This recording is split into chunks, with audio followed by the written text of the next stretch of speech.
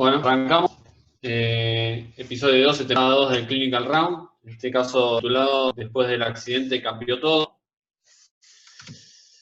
Se trata de una mujer de 67 años que se presenta al departamento de emergencias con edema presivo lateral de las extremidades inferiores. Tiene antecedentes médicos de osteoporosis, fibromialgia, tos crónica, asma leve intermitente, anemia y glaucoma. También estuve involucrada recientemente en un importante accidente automovilístico donde sufrió una fractura de pelvis. La recuperación del paciente fue complicada con el desarrollo de TDP aguda, embolia de pulmón en el contexto de trombocitopenia y trombosis inducida por heparina. Desde entonces se ha mantenido en terapia de anticoagulación con rivaroxaban. Los hijos comentan que la paciente ha demostrado una disminución gradual del estado mental después de su accidente automovilístico y se ha quejado de frecuentes dolores de cabeza, dificultad para respirar e hinchazón progresiva de las piernas. Presentó varias caídas recientes sin pérdida de conciencia asociada a trauma significativo. Su medicación habitual es escitalopram, albuterol, colecalciferol y levodopa, así como furosemida, recientemente recetada debido a los edemas. Al examen físico se encontraba vigil, aspecto oriental, pero por momentos confusa. Su tensión arterial era de 106,59, una frecuencia cardíaca de 73, 26,3 de temperatura, 18 de respiratoria, saturando 94% del aire ambiente, su peso de 68 kilos con un BMI de 20,3. Al ponerse de pie, el paciente desarrolla signos de hipotensión ortostática con mareos significativos, aturdimiento y una caída de la presión arterial sistólica a 92. Mucosas secas, examen cardiopulmonar normal con sonidos normales R1 y R2, frecuencia cardíaca y ritmos regulares, sin soplos ni frotes o distensión yugular. El examen abdominal, el aumento de la sensibilidad abdominal, levemente difusa con ruidos intestinales normales y sin hepatosplenomegalia. Un examen neurológico que no revela un déficit significativo. Se observa que tiene edemas leves en ambas extremidades inferiores hasta el nivel de la rodilla. Su piel parece seca, sin hematomas, rash, trastornos pigmentarios o lesiones apreciables. Un ecodoppler de miembros inferiores mostró trombos crónicos con recanalización e insuficiencia valvular venosa.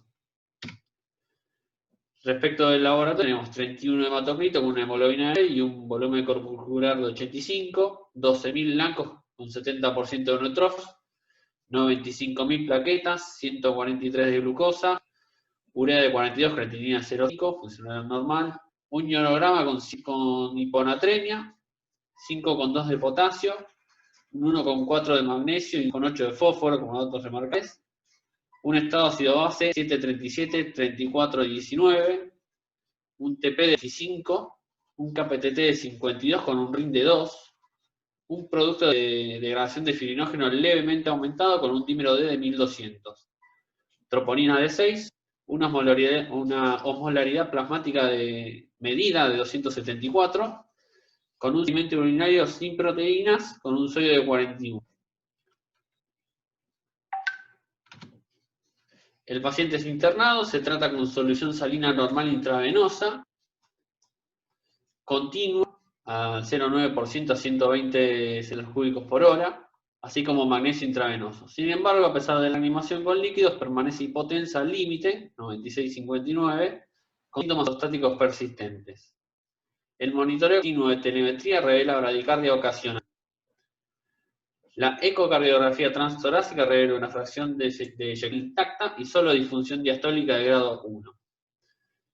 El laboratorio adicional post-resucitación, tenemos una B12 normal, una TSH de 2,2, un folato normal, levemente bajo, una vitamina D dentro del rango normal, con un ionograma con 138 de sodio en este caso, 4,3 de potasio y carbonato de 25. Una urea de 37, creatinina de 0,5, glucosa de 115, magnesio de 1,6, se toman juego de hemocultivos por 2 más urocultivo y dada la molestia abdominal se realiza una tomografía de abdomen. Aquí tenemos dos imágenes, una corresponde a meses previos al momento del accidente y la de la derecha es la actual. Me dejo unos segundos.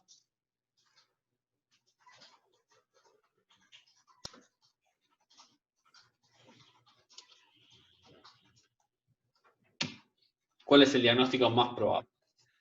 Bueno, a ver si hay algún voluntario que quiera hablar primero, que esté particularmente interesado.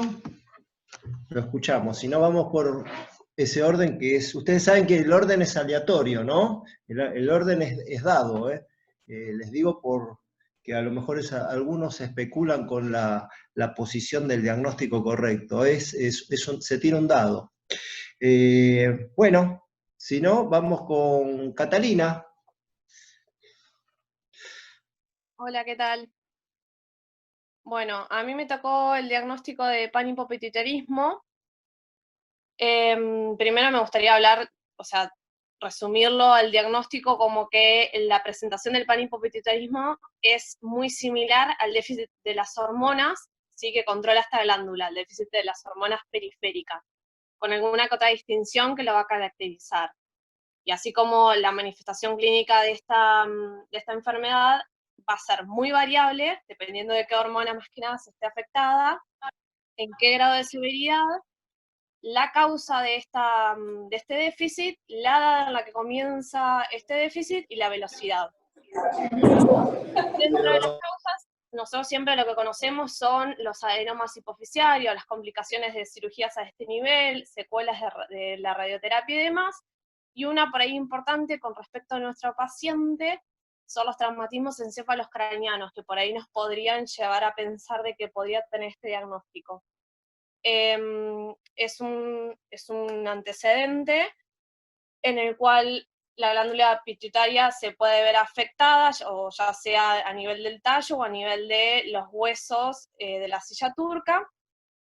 Y me parece importante detenerme 2 segundos acá, porque por ahí no es un diagnóstico, no es un antecedente de que nos llame mucho la atención, y hay estudios que hablan de que es la prevalencia de déficit de hormonas a nivel de la hipófisis es muy elevada después de un traumatismo encefalocraniano, aunque la presentación suele ser mucho más aguda y bien después de este accidente, ¿no? Pero puede encontrarse meses después, y es importante diagnosticarlo porque el reemplazo hormonal adecuado hace que el outcome de los pacientes sea mucho mejor en cuanto a la rehabilitación y la calidad de vida posterior. En el caso de nuestra paciente, los antecedentes dice que tuvo un accidente automovilístico muy importante con fractura de pelvis, no aclara si tuvo o no traumatismo encefalocraniano, pero bueno, algo para tener en cuenta. Dentro de la clínica, como ya lo comenté, va a ser muy similar a los déficits de hormonas periféricos, ya sea una insuficiencia suprarrenal, ya sea un hipotiroidismo, déficit de hormonas sexuales periféricas, o un déficit de hormona de crecimiento, dentro de las cuales yo me quiero quedar 2 segundos hablando, son más que nada en déficit de ACTH y TSH, que es lo que siento que más podemos sacar jugo en cuanto a este paciente. El déficit de ACTH, que va a ser una insuficiencia suprarrenal secundaria, se va a presentar más que nada como fatiga, debilidad, náuseas, vómitos, puede presentar un poco de hipotensión arterial, que no va a ser tan marcada como una insuficiencia suprarrenal primaria, porque va a estar conservado todos los que son los mineralocorticoides, todo el sistema renina-angiotensina-aldosterona, porque está solamente afectada la secreción de ACTH y más que nada afectada a los corticoides, ¿no? No va a haber pigmentación cutánea, que es una de las grandes diferencias entre una insuficiencia suprarrenal primaria y secundaria. Y en cuanto al déficit de TSH, el típico hipotiroidismo con cansancio, intolerancia al frío, constipación, pérdida de peso, de pelo, piel seca, bradicardia o bradipsiquia.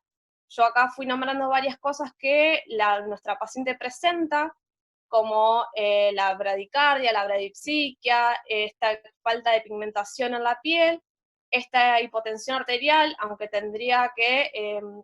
aunque nuestra paciente es mucho más marcada. Y en cuanto al laboratorio, algunas que otras cositas que nos podrían hacer pensar a favor o en contra de este diagnóstico es que, por un lado, tiene eosinofilia, que es frecuente encontrarlo en estos déficits de corticoides. No tiene hipoglucemia, algo en contra, algo que nos tendría que llamar la atención, porque es mucho más frecuente que se presenten con hipoglucemias, aunque estas hipoglucemias son más de las presentaciones agudas. Tiene sí un poco de hiponatremia, una hiponatremia de 128, que se podría explicar por el déficit de corticoides, que termina ocasionando medio como un CIJAD. Y una característica que tienen en el laboratorio que va muy en contra de este diagnóstico es que la paciente tiene hipercalemia en el ionograma, tiene un poco de acidosis metabólica y tiene un sodio urinario aumentado en la orina. Y en una paciente que está hipotensa y que suponemos que nuestro sistema renina-angiotensina aldosterona está funcionando, o sea, nuestros mineralocorticoides están funcionando, tendría que estar ahorrando sodio.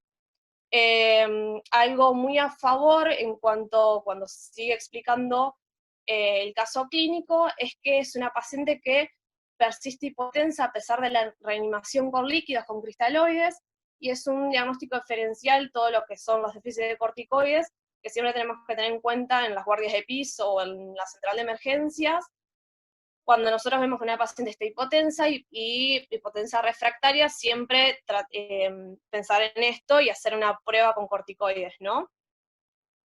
Otra cosa en el laboratorio que por ahí podría hablar un poquito más que nada de hipotiroidismo es la TSH, que tiene una TSH de 2,2, que está normal, no está ni baja ni elevada, nos faltaría una T4 como para terminar de caracterizar todo el eje, pero bueno, no es algo que tampoco nos excluiría el diagnóstico.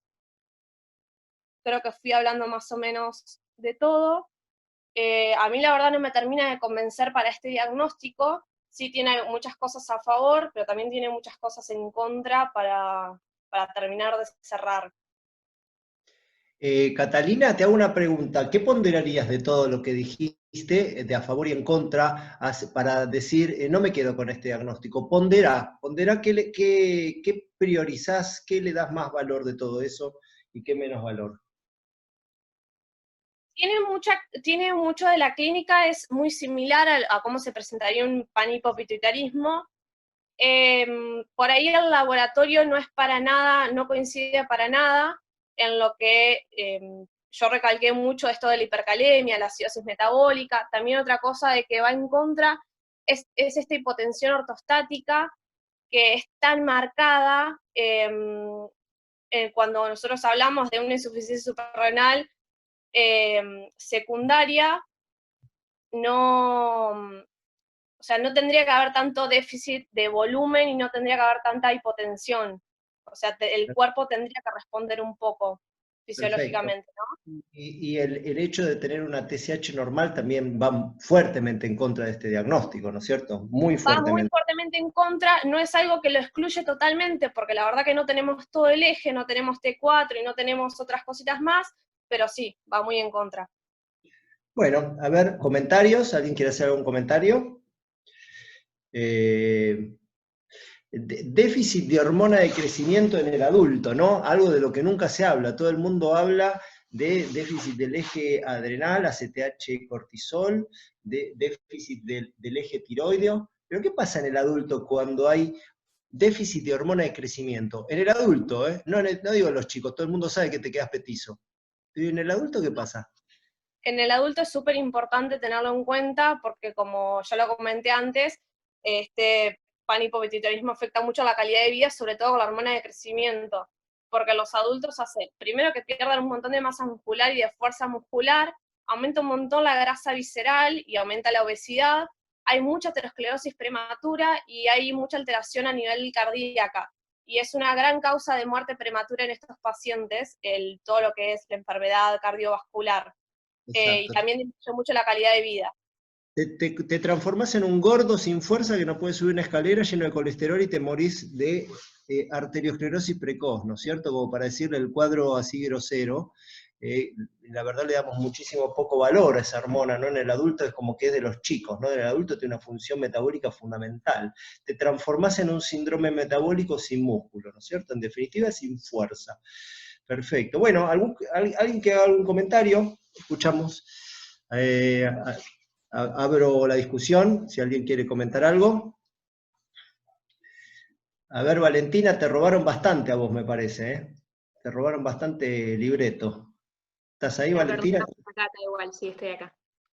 Héctor, te compartí. ¿Lo podés poner, por favor? La última no. O sea, son 3 diapos, la última no. Ah, no le puse título, bueno. Ahí está. Bueno, a mí me toca Addison, porque me escucho. ¿Puedes bajar un poquito de volumen? Gracias. Ahí está. Bueno, a mí me tocó Addison, que es insuficiencia suprarrenal primaria. Las principales causas son adrenalitis autoinmune, las infecciosas, que puede ser como TBC, HIV, sífilis, algunos tipos de cánceres como mama, pulmón, o fármacos, que por lo menos los que encontré yo, que los que más usamos en la práctica, es la rifampicina y fluconazol. Y otra de las causas menos frecuente es la hemorragia adrenal. Se caracteriza principalmente una causa de Addison secundaria hemorragia adrenal porque el paciente viene con hipotensión, dolor abdominal, náuseas, vómitos y confusión, que coincide bastante con la clínica de esta paciente. Lo que es a nivel del laboratorio podemos encontrar hiponatremia secundaria de insuficiencia suprarrenal, hipercalemia y contracción de volumen, que tampoco que no responde a la expansión con líquidos. Y otras cosas que me va a favor de este diagnóstico es pensando en los factores de riesgo, que tiene un traumatismo, que esta paciente lo pasó, y sepsis, evento de estrés y el uso de anticoagulantes, principalmente lo que es la heparina. Si nosotros revisamos lo que son los antecedentes de esta señora, de hecho, ahí lo vuelvo a leer, tuvo una TBP que, o sea, se estuvo tratando con heparina y eso le generó trombosis. Así que tiene bastantes factores para poder llegar a pensar en este diagnóstico. Es un diagnóstico complicado, la mayoría, por lo menos lo que leí en UpToDate, se encuentra directamente en la autopsia del paciente, tiene muy mal pronóstico. Y otra cosa que, la verdad que no tengo un ojo muy sensible, pero en la primera imagen que puse ahí en mi diapositiva, la de la izquierda, es una de UpToDate donde se puede ver un cambio de las densidades, no sé si compatible con sangrado, pero lo que es la parte de la corteza suprarrenal, comparado con la imagen que nos mandó Lucas, yo por lo menos lo veo bastante parecido. Así que me parece que si bien no es una causa frecuente, tenemos muchos factores para poder llegar a pensar en este diagnóstico.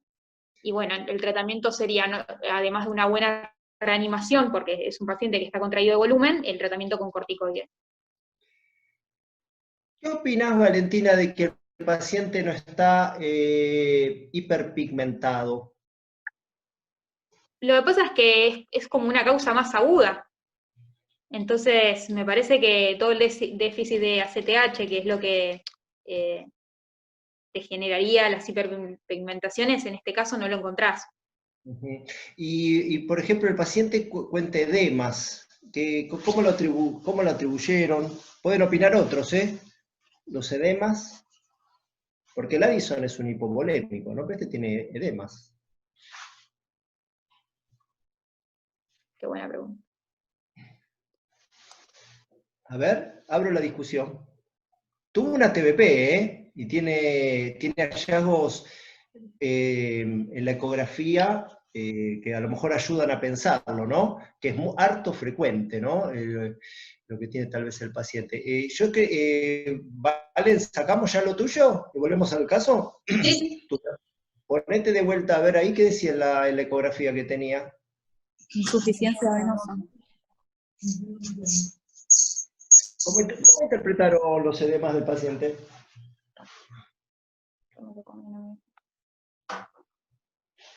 Trombosis de... Epa. Perdón. Dale, Ariel.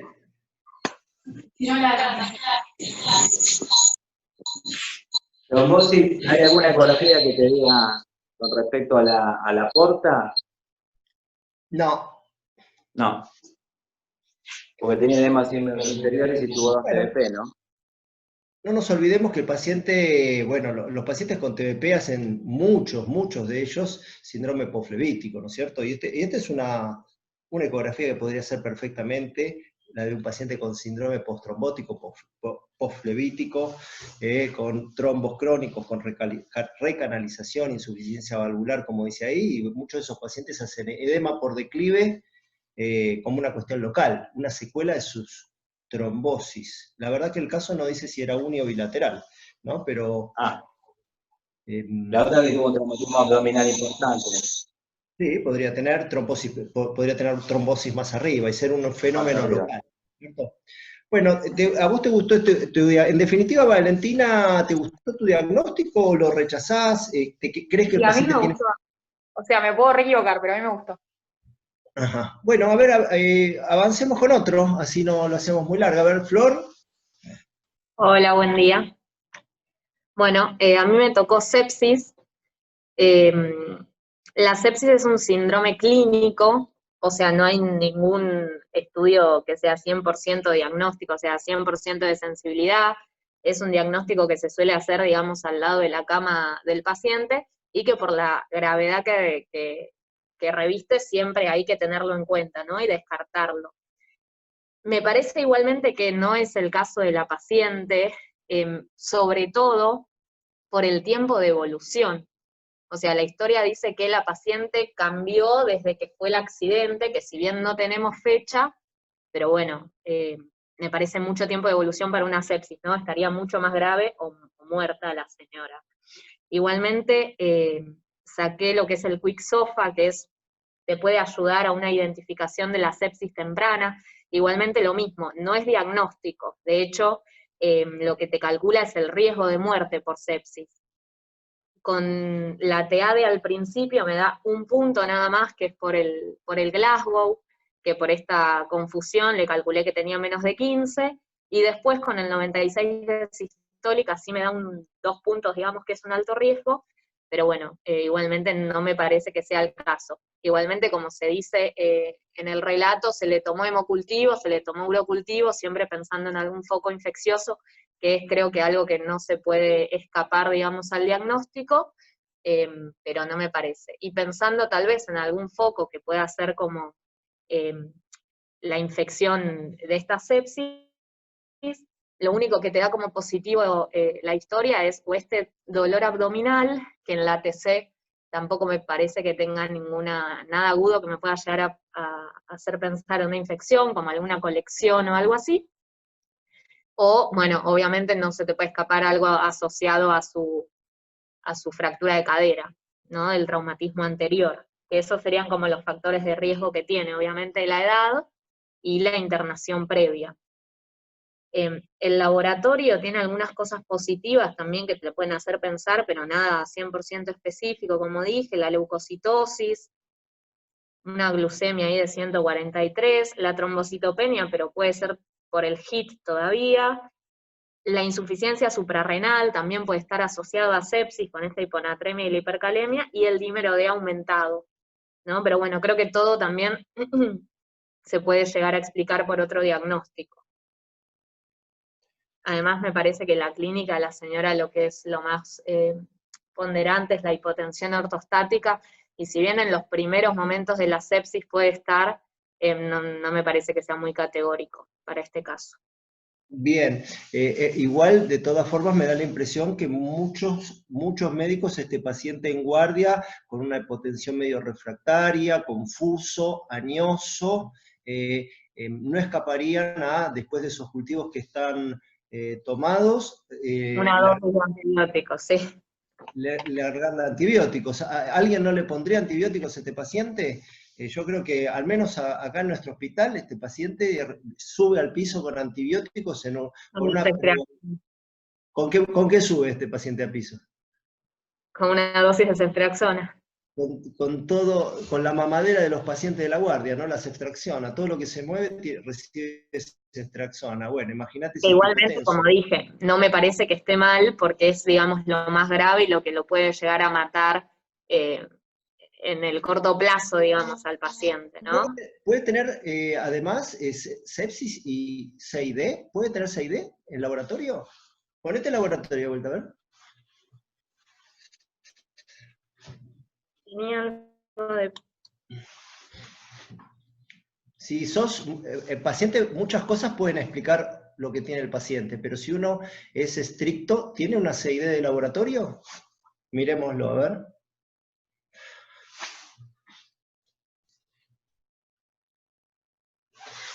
¿Cómo se define la CID de laboratorio. La CID clínica es el laboratorio de CID con sangrados o trombosis, ¿no? Lo más típico son los sangrados por venopunturas, eso es lo más clásico que sangra la CID. Pero en el laboratorio, ¿qué tendría una CID?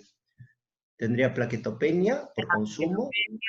PDF aumentado. Aumentado, el PDF aumentado.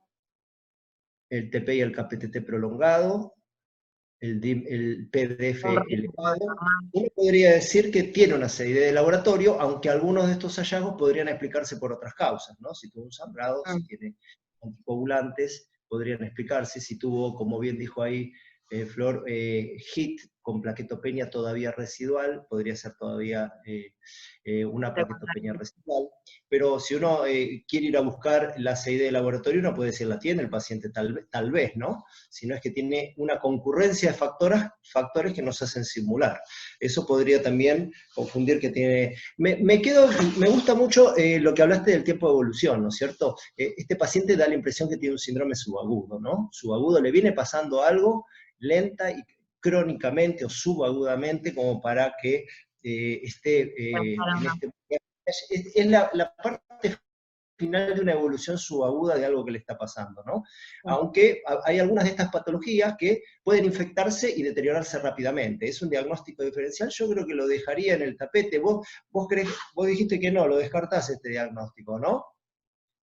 Sí, no me parece, la verdad. Creo que por ahí coincide más con otro de los diagnósticos de la lista. Está bien, es un diagnóstico igual que no lo tiraría tan lejos en la bolsa, ¿no? Hay que dejarlo cerca, ¿no? Y de hecho todos coinciden que le hubiesen puesto antibióticos a este paciente. Bien, sí. A ver, abro la discusión. ¿Alguien opina algo distinto? ¿O quiere comentar? Ariel, vos ahí en el Mendel le ponés antibióticos si te llega así. Más vale. Bueno. Yo no estoy tan seguro, Lucas. No, habría que ver la impresión, pero porque una persona venga y potencia una guardia, ser sinónimo que le tenga que poner antibiótico, me parece que es demasiado sensible. Y confusa, está confusa, ¿no? A ver, ¿estaba confusa o no? A ver los que leyeron bien la historia. Creo que estaba confusa, ¿no? Sí, estaba confusa. Confusa, seca, hipotensa y no responde mucho a volumen, ¿no? Bueno, cultivo, negociamos en que cultivo sí, antibiótico vemos.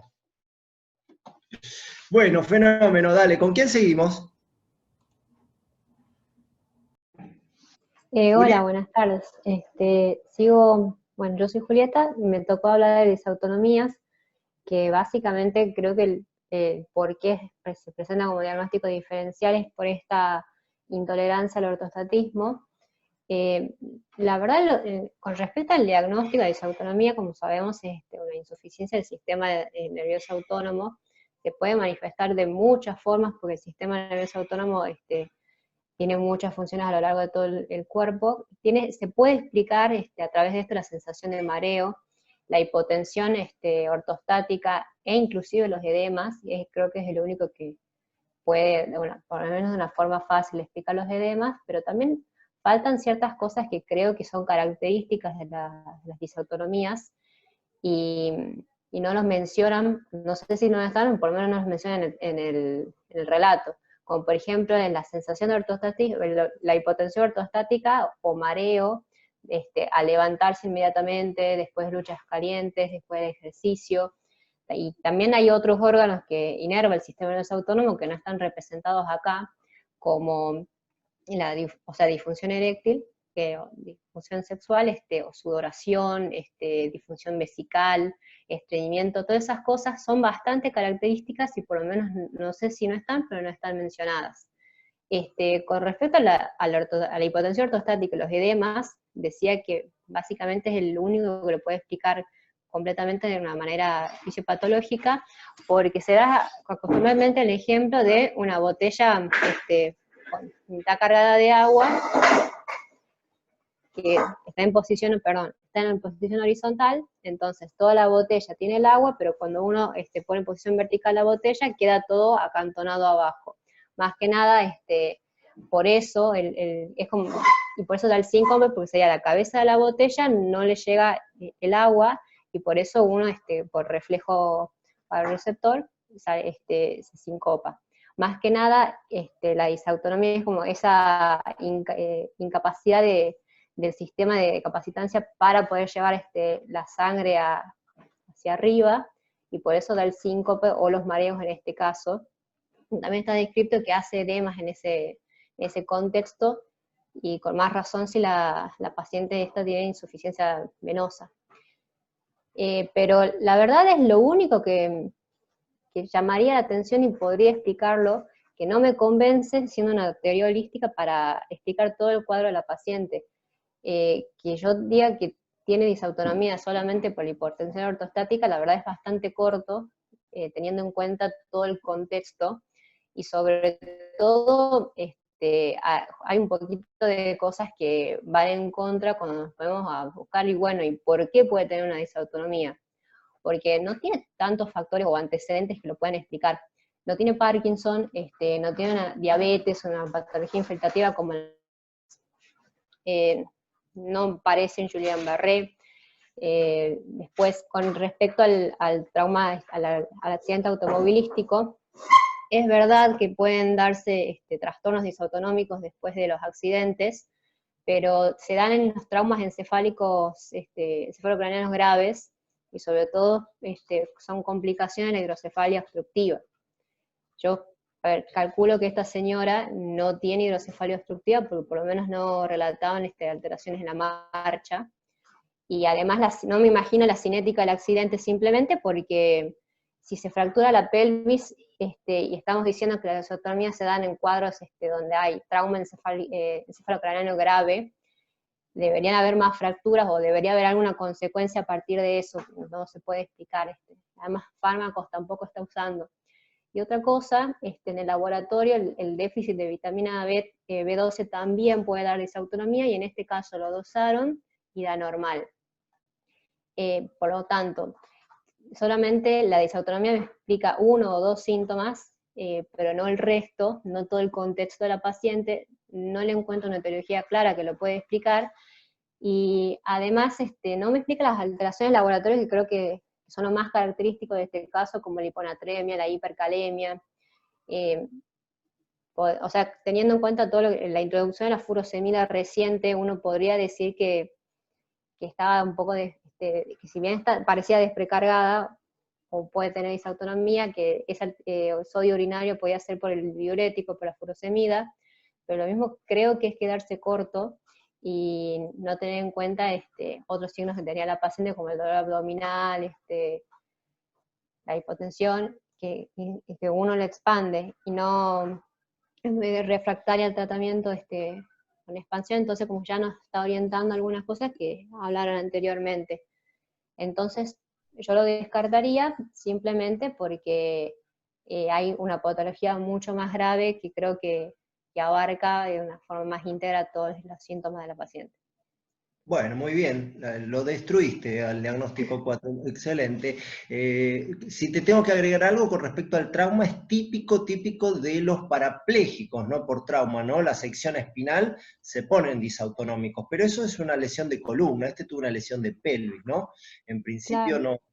no debería explicarlo, y como bien dijiste vos, es de utilidad a veces en el examen del paciente al lado de la cama, ver el RR, la arritmia sinusal fisiológica que se pierde en las disautonomías, ¿no? La famosa bradicardia BETI, bradicardia expiratoria, taquicardia inspiratoria, la arritmia sinusal fisiológica, hacerla exagerada un poco, apnea posinspiratoria, apnea postexpiratoria, y con una tira de D2, ver cómo se pierde la arritmia sinusal fisiológica. Es como un elemento así como de cancha rápido que puede llegar a ayudar. No sé realmente la sensibilidad y especificidad del signo, pero podría ayudarnos a veces, si lo tiene, a pensarlo, ¿no? Y como bien dijiste vos, no tiene Parkinson, no tiene diabetes, no tiene alcohol, no tiene amiloidosis, tiene muy poco, ¿no? Para defenderlo este diagnóstico.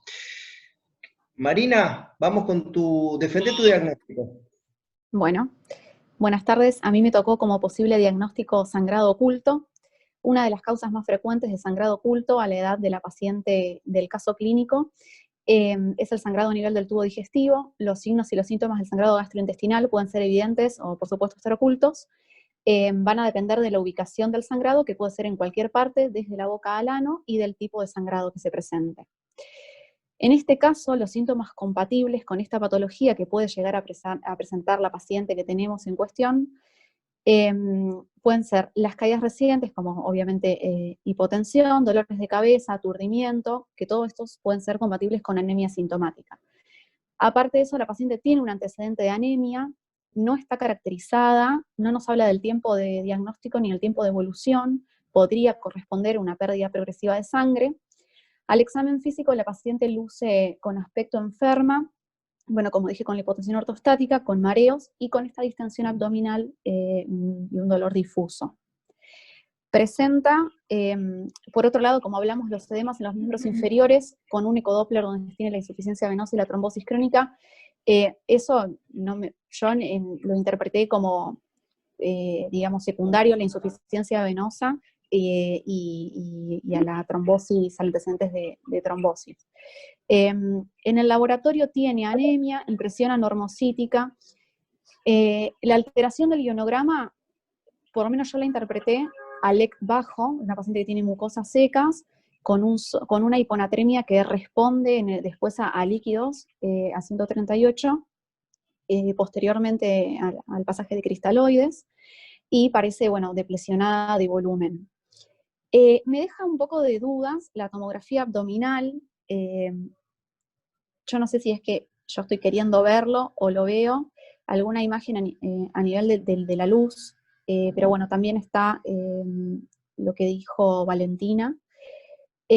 Así que, digamos, como para concluir, los ítems a favor que tengo para el sangrado oculto son la edad de la paciente, los signos y los síntomas de anemia, el dolor abdominal difuso, un evento reciente de un traumatismo que conlleva presentar una TBP y un TEP, que puede ser, digamos, por supuesto secundario a todas las explicaciones que se dieron en el caso clínico, pero podría tener una patología oncológica subyacente que desconocemos, que puede favorecer un estado protrombótico, motivo por el cual se la anticoagula, y a partir de ahí empiezan a empeorar los síntomas. Podría tener un sangrado oculto que haya sido mínimo y la paciente no se haya dado cuenta, y con, digamos, con el inicio de la anticoagulación, esto haya empeorado. Sin embargo, en ningún momento me describe alteraciones en el ritmo evacuatorio, ni coloraciones de la materia fecal, y tampoco puedo saber la cuantía del sangrado. Me deja un poco de dudas porque la paciente, si bien no responde a líquidos, podríamos estar en una etapa del shock avanzado donde necesite vasopresores y no responda a líquidos, pensando en un shock hipovolémico, pero tampoco se ve el sangrado. Así que no sé si lo descartaría, pero bueno, me deja algunas dudas.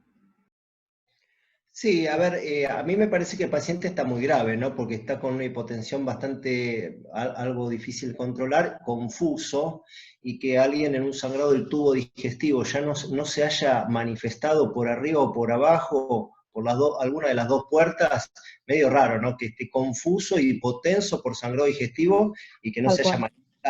Existe, por supuesto, una primera fase donde la sangre puede quedar retenida, pero ese tiempo es escaso, ¿no? Al paciente parece pasarle algo de mayor tiempo de evolución y está grave y no se ha manifestado sangrado digestivo. Yo podría decir que tiene algún sangrado retroperitoneal grave, que está anticoagulado, espontáneo, pero tenemos una tomografía que muestra un retroperitoneo limpio, ¿no es cierto? Al menos sin sangrados graves, podría tener algún sangrado muscular enorme, pero generalmente eso se exterioriza en la piel y se observa, con lo cual todo eso va muy en contra del sangrado, ¿no? El 31 de hematocrito, por otro lado, resulta un poco poca cosa, ¿no? Uno esperaría un sangrado, un 20 de hematocrito, un 18 de hematocrito. Está bien, podría llegar a ser agudo y luego caer, pero el paciente parece tener clínica no tan aguda, sino que tiene algún tiempo, ¿no? Con lo cual un poco creo que también coincido con vos que se me escapa. Por supuesto que está anticoagulado y tiene elementos de consumo, ¿no? Parece que el paciente ha hecho como sangrado, consumo, tiene el RIN, el TP y el KPTT prolongado. ¿Qué opinás del tema rivaroxaban y lo que se ve en el TP y el KPTT? ¿Qué tenés para decirme al respecto? Ahí invito a los demás a opinar. ¿Tendría que tener alterado? ¿Es raro? ¿Podría ocurrir? ¿Debiera? ¿No debiera? Un paciente que toma rivaroxaban, ¿tiene que tener el TP y el KPTT alterado? No, sí, siempre, nunca, a veces.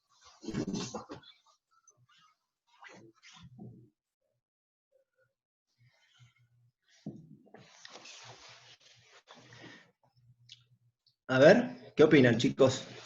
Para todos es la pregunta, ¿eh? Acuerdo que no es una pregunta fácil, ¿eh? No es una pregunta fácil. Porque en realidad es muy variable lo que les pasa a los pacientes cuando toman rivaroxaban y también dabigatran, ¿eh? Pueden o no alterar el TP y el KPTT.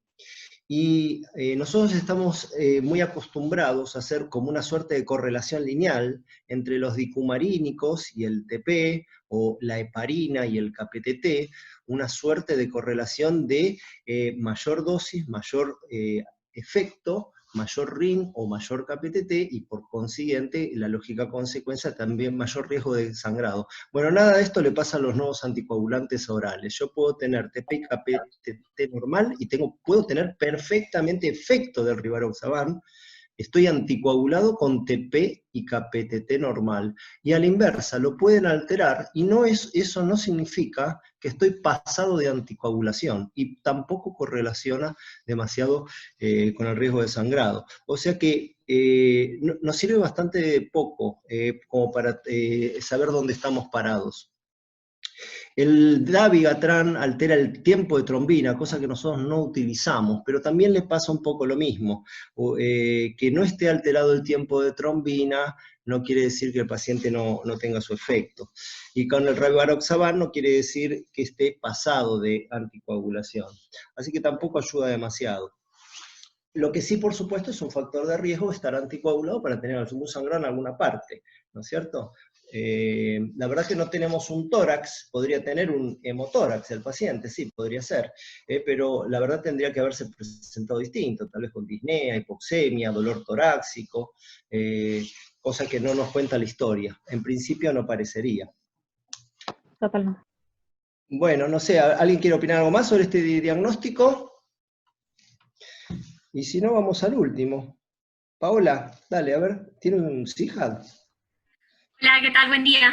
Bueno, ya con todo lo que se ha hablado, solo tengo realmente 4 cosas muy puntuales para decir.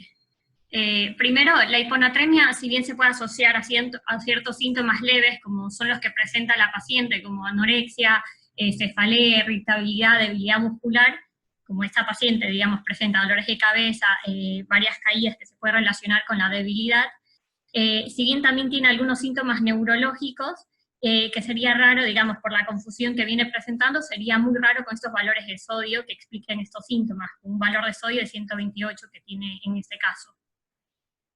Así que bueno, acá sería un favor en contra.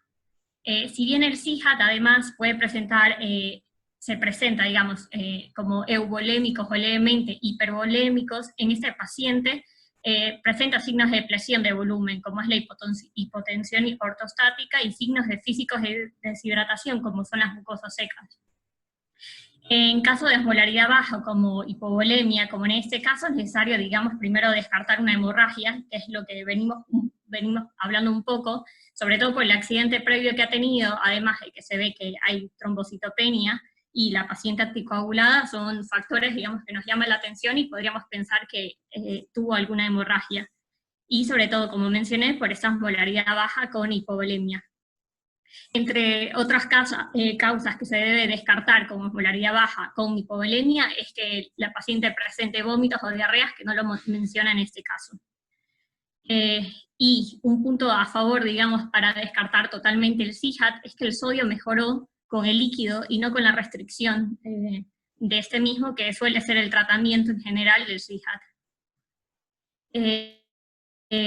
Y bueno, además que, digamos, me sobrarían algunas cosas tanto clínicas para este diagnóstico de CIJAD. Bien, creo que es fuerte el tema de que responde fácilmente a volumen, ¿no? Y tiene hipercalemia el paciente, y por supuesto que está demasiado grave para tener 128 de sodio, ¿no? Hoy en día 128 de sodio, yo creo que en este momento en la sala debo tener, no sé, un 20% de pacientes que tienen un sodio por ahí, ¿no? Y no están confusos, ¿no? Es como poca cosa la hiponatremia que tiene, como para explicar todos los síntomas, y la respuesta al salino fácilmente recupera el sodio, lo aleja bastante, ¿no es cierto? No explica la hipercalemia y la confusión, evidentemente. Y bueno, entonces, ¿qué te parece que tiene, Paola? ¿Cuál es tu diagnóstico, entonces? Yo me oriento totalmente para insuficiencia suprarrenal, sobre todo para la hipotensión, que no responde a volumen, que es característico de una insuficiencia suprarrenal, laboratorio que me orienta a una hiponatremia con hipercalemia, digamos, pensando, como mencioné, en que haya habido alguna hemorragia en la suprarrenal, me llevaría totalmente al diagnóstico. Catalina, ¿cuál es tu diagnóstico? También para mí es una Addison.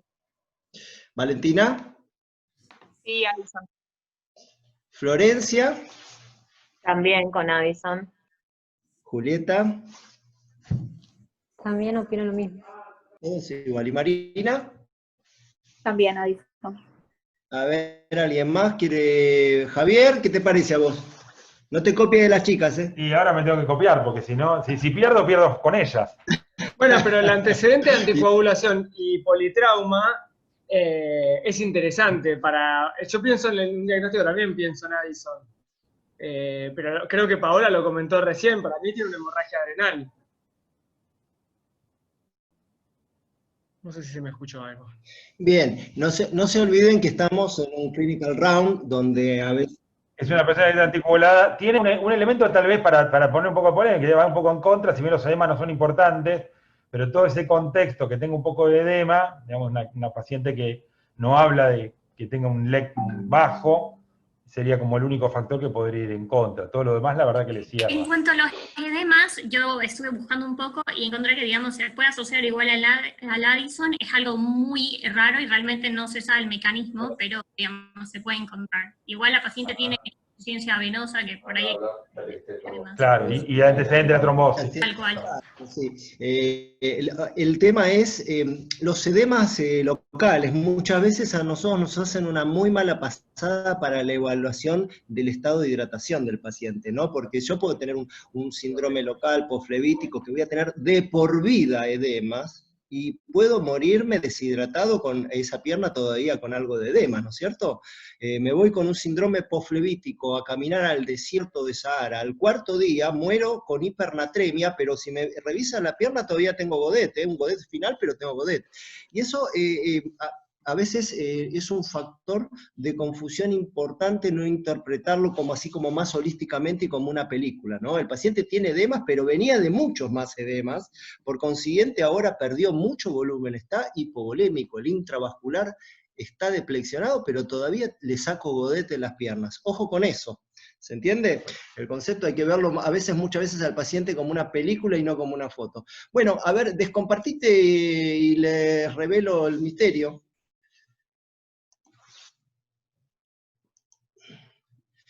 A ver, vamos a correr esto para acá. Bueno, la verdad que estuvieron muy bien.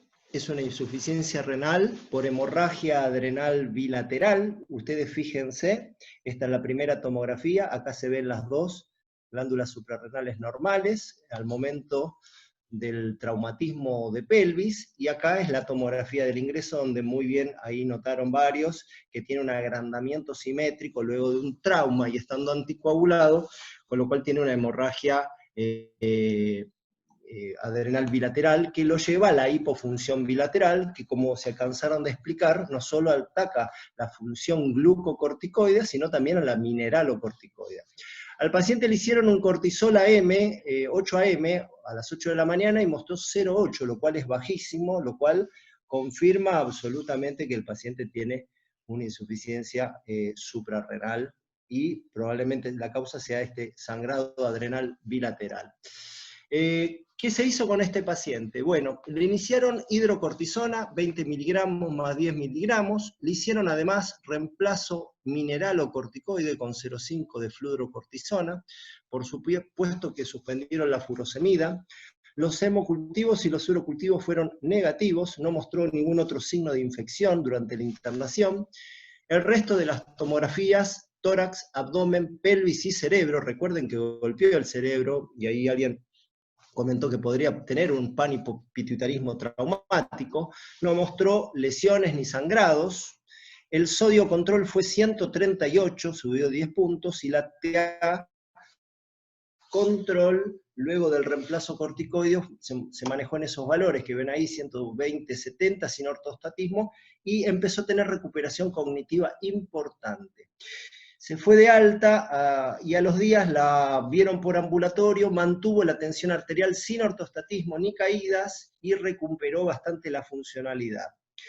Un ionograma de control mostró 143 4x1, fíjense cómo invirtió sodio y potasio, mejoró potasio bajo sodio, y le disminuyeron en ese entonces la hidrocortisona a 20 miligramos día, y lo que quedó pendiente del caso fue evaluar la función adrenal a mediano o largo plazo, ¿no? Porque este paciente no tiene un reemplazo tumoral adrenal, ¿no? Como que podría ser, alguien lo nombró por ahí, una metástasis bilateral de las adrenales típico del cáncer de pulmón, sino que tiene un sangrado que podría llegar a tener algún tipo de recuperación, o sea que este paciente hay que seguirlo a largo plazo.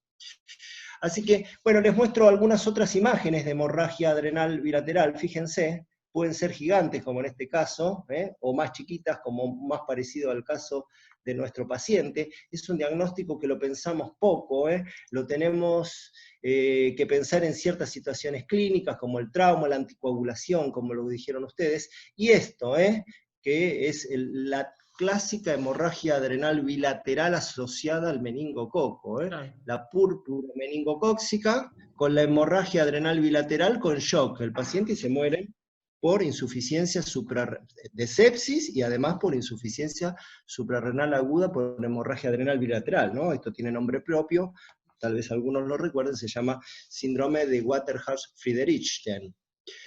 Esto lo dijeron bastante ya, pero recuerden que hay primaria, insuficiencia suprarrenal primaria, secundaria o terciaria. Hay un doble feedback negativo, y obviamente cuando me falla la adrenal, tengo alta las otras dos, la CTH y la CRH. Si me falla la pituitaria, voy a tener baja la CTH y bajo el cortisol, y alta, por falta de feedback, la cosintropina, ¿no? el factor estimulador de liberación de la CTH. Y si tengo un trastorno terciario que es rarísimo, todo bajo, ¿no es cierto? Y recordemos lo siguiente, que esto puede ser agudo o crónico.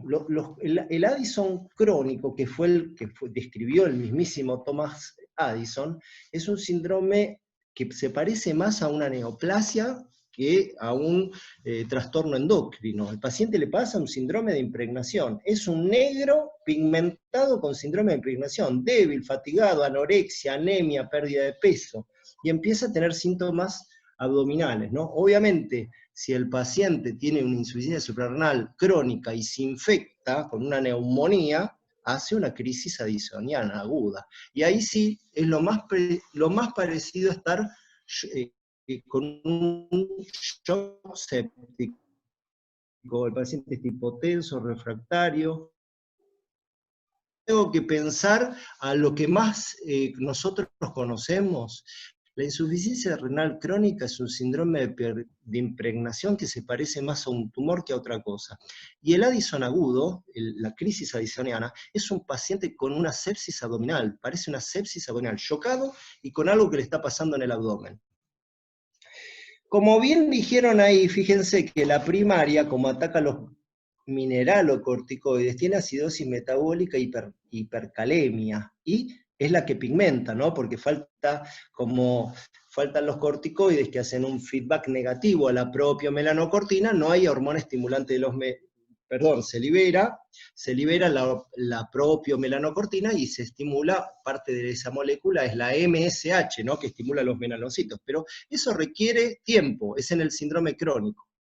Y si fuese secundaria, todos estos elementos, fíjense, son lo que habló creo que Catalina, son los elementos de cuando me fallan las otras hormonas, amenorrea, hipogonadismo, DLH, FSH o prolactina, o hipotiroidismo secundario, o elementos de lesión expansiva dentro de la silla turca, ¿no? Que ataca el quiasma óptico, con síntomas visuales y cefalea, o diabetes insípida, ¿no? O sea, sí que son bastante distintos los síndromes, y uno, tomando, digamos, básicamente la calemia y la hiperpigmentación en el síndrome crónico, ellas son generalmente las llaves para diferenciarlos. Con respecto al diagnóstico hay mucho cuento, pero quiero tirarles un tips. Todos empezamos con el cortisol a las 8 de la mañana. Esto sirve solo en 1/3 de los pacientes. Ustedes sepan que 2/3 no nos va a servir. ¿Por qué? Porque si yo pido el cortisol a las 8 de la mañana, si me da más de 15, lo descarto, y si da menos de 3, lo confirmo, eso lo sabemos todos. Eso ocurre, esas dos circunstancias, solo en el 30% de los pacientes. La enorme mayoría cae acá en el medio, en un valor que ni fu ni fa, en el medio, entre 3 y 15. Entonces tenemos que ir a un segundo test, que es un test de estimulación, que es muy fácil de hacer, porque es una ampolla de ACTH, ELEA, que viene de 25 unidades, o de Sinachten, cualquiera de los dos, el hospital compra uno o el otro, en cualquier momento del día, vale decir, me entra una hiponatremia a la noche, 11 de la noche, tendré una insuficiencia suprarrenal. Esto lo puedo hacer a las 11 de la noche. Le doy la ampolla de ACTH en la cola y a los 30 minutos le saco el cortisol. Si no, tengo que esperar al otro día a la mañana y hacer un cortisol basal, la ampolla de ACTH, y hacer 30, 40, 60 minutos, ¿no? Pero ustedes pueden hacer lo que acabamos de decir, ¿no? El test abreviado. En cualquier hora del día le doy la ampolla de ACTH y 30 minutos después le saco un cortisol. El paciente, si es normal, levanta arriba de 18.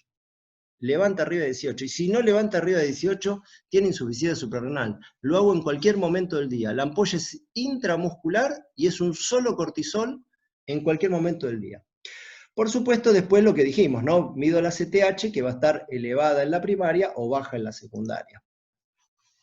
Una palabra, antes de pasar a las fotitos, que es con lo que habló la compañera de las disautonomías, ¿no? Hablamos ya del RR. Bueno, son 4 o 5 cosas que hay que saber. Las drogas, los alfa bloqueantes, sobre todo a la cabeza, lo ponen muy disautonómico a los pacientes, el típico medicación antiprostática que se van al piso, lo ponen a la cabeza, los psicofármacos. Y la diabetes, si uno tiene que decir, estas son las 2 grandes causas de disautonomía, diabetes y drogas, y si quiere poner ahí a los escoltas, uno pone al Parkinson, a la lesión espinal, como dijimos, y para de contar.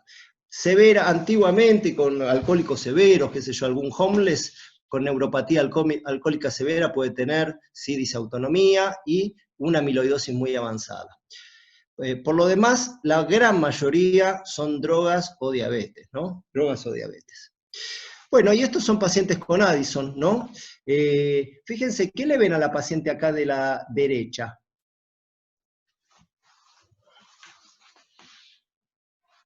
Que es la más difícil tal vez, ¿no? Vitiligo. Excelente. Bueno, si el paciente se empieza a hiperpigmentar, porque yo no sé si esta señora estaba hiperpigmentada o es su tez normal y solo es un vitiligo, pero si combina hiperpigmentación con vitiligo, como tiene esta paciente, el diagnóstico prácticamente no queda otro de que tiene una adrenalitis autoinmune, es casi sinónimo. Y estas pacientes con adrenalitis autoinmune, que tienen hiperpigmentación por un lado y vitiligo por el otro, hacen crisis addisonianas muy chocantes, son muy severas, simulan lo que dijimos al principio, ¿no? Sepsis abdominal. En la cara, en los lugares de fricción, se pueden pigmentar en forma local, así como el del medio, o acá, zonas de fricción, uno se frota los ojos, o se llenan de pecas y se ponen más pigmentado el cabello que anteriormente, como esta paciente acá de la izquierda. Le gustan muchísimo los nudillos a la Addison pigmentar, todo lo que friccione, como los nudillos se pigmenta. Fíjese este señor, qué pigmentado que está acá, los dedos, todo donde raspa el calzado, se va a poner negro, las heridas, los queloides. Si damos vuelta a las manos, se pigmentan todos los surcos, a veces más como es este paciente, a veces menos como es este paciente, pero tiene los surcos pigmentados. Y de vuelta acá, este paciente, pigmentado con vitiligo, seguramente una adrenalitis autoinmune. Fíjense este paciente, este es el mismo paciente, el de la izquierda a la derecha, con tratamiento, la hiperpigmentación puede retrogradar. Fíjense acá, los nudillos bien pigmentados, inclusive las uñas, con tratamiento como los pacientes se blanquean, o sea que no es definitivo, puede ser perfectamente transitorio. Y le encanta pigmentar las encías y los labios. Fíjense, este paciente más morocho, pigmenta realmente fuerte, alguien más blanquito, pigmenta, pero pigmenta menos, toda la mucosa oral y las encías es un lugar que a Addison le encanta. Otro lugar que le gusta muchísimo son los pezones, los pone negros, las mamilas y los pezones los pone negros. El pelo se pone oscuro, finito, y pierde el vello del pubis. Y este es otro dato para tener en cuenta, los pacientes buscan la sal. Buscan la sal porque obviamente los mineralocorticoides reabsorben sodio y eliminan potasio y protón en el túbulo distal, y el paciente es un depleccionado de sodio eterno, y la homeostasis natural hace que el paciente tenga avidez por sodio, ¿no? Entonces, si ahí ustedes ven un paciente que le pone mucha sal a la comida, medio negro y vitiligo, bueno, listo, diagnóstico a primera vista, adrenalitis autoinmune. Bueno, no es tan fácil la medicina, ¿no? Pero es un dato a tener en cuenta. Este es el famoso Thomas Addison, un gran médico del siglo XVIII, del norte de Inglaterra, casi Escocia. Él hizo toda su carrera médica en este hospital, el Hospital Guy's de Londres. En sus tiempos fue uno de los grandes clínicos de este hospital, y como eran los médicos en esa época, ¿no? Era clínico, internista, cirujano y dermatólogo, lo que hoy sería un absurdo, ¿no? Ser cirujano, dermatólogo e internista, pero así era la medicina en esas épocas, ¿no es cierto? Y él describe a sus pacientes desde la piel. Addison describe el síndrome de Addison desde la piel, o sea, eran pacientes crónicos, eran pacientes crónicos. Thomas Addison, a los 60 años, una tremenda depresión melancólica, y se suicida en 1860. Este es su hospital, acá a la derecha, hoy en día, el Guy's Hospital de Londres, que tiene la característica que tiene, es el hospital más alto del mundo, ¿no? Tiene la torre más alta de los hospitales, en hospitales, digamos, de más de 140 metros. Ustedes saben que Addison se tiró al vacío, se suicidó arrojándose al vacío. Bueno, parece una burla, le hicieron una torre de 140 metros en su hospital. Bueno, esta es la publicación original sobre glándulas suprarrenales de 1855, libro de museo de Thomas Addison, como se llamaba en ese momento, enfermedad de las cápsulas suprarrenales, ¿no? Yo creo que en la facultad llegué a estudiar esta palabra, cápsula, que ahora la reencontré y me dio gracia, ¿no? En su momento, creo que al Testut le llama cápsulas suprarrenales, ¿no? Una palabra muy antigua.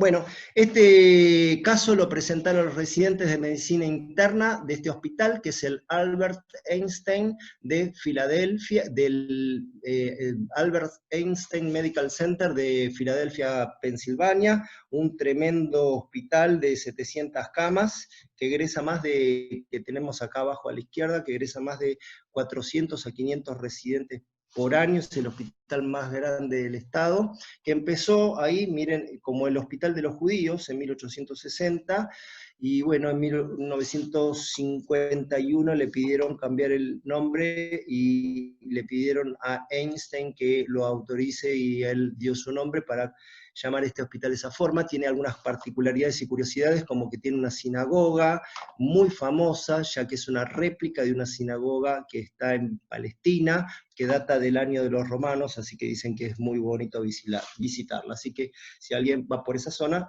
no dejen de visitar este hospital. Caballeros, una curiosidad. No sé si ¿sí? Hola. Hola.